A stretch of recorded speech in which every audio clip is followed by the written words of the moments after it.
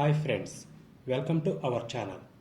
Bollywood star hero Salman Khan గురించి ప్రత్యేకంగా చెప్పవసరం లేదు. టాలీవుడ్లో మెగాస్టార్ మనకు అలాగో హిందీలో సల్మాన్ ఖాన్ కూడా అంతే. ఎన్నో హిట్ సినిమాలు చేసి తనకంటూ ఓ ప్రత్యేక గుర్తింపు పొందాడు. హిట్స్ ఫ్లాప్తో సంబంధం లేకుండా తనకంటూ ఫ్యాన్ బేస్ తయారు చేసుకున్నాడు. ఇటీవలే సికిందర్ మూవీతో మన ముందుకు వచ్చాడు. కానీ ఆశించిన ఫలితం అయితే అందుకోలేకపోయాడు.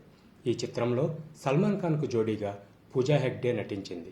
ఈ చిత్రం విఫలమవడంతో మరో సినిమా చేయటానికి కాస్త సమయం తీసుకుని మంచి కథతో మన ముందుకు వస్తానని సినీ వర్గాలు చెబుతున్నాయి. అయితే తాను బ్రహ్మచారిగా మిగిలిపోవటానికి అసలు కారణమేమిటో ఇప్పుడు తెలుసుకుందాం. సల్మాన్ ఖాన్ బ్రహ్మచారిగా మిగిలిపోవటానికి ఒక హీరో కారణమని అతనే ఓ ఇంటర్వ్యూలో వెల్లడించాడు. నటి జూహీ చావ్లాని ప్రేమించా, పెళ్లి కూడా చేసుకుందాం అనుకున్నా. అయితే ఇదే విషయాన్ని ఆమె తండ్రితో చెబితే ఆయన నన్ను ఒప్పుకోలేదు. ఆయన అంచనాలకు తగ్గట్టుగా నేను లేనేమో అని అనుకున్నా.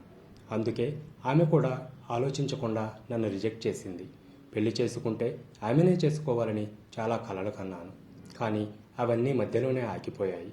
జూహీ చావ్లా నాతో పెళ్లికి ఒప్పుకోకపోవడంతో సింగిల్గా ఉంటున్నానని సల్మాన్ ఖాన్ చెప్పుకొచ్చారు.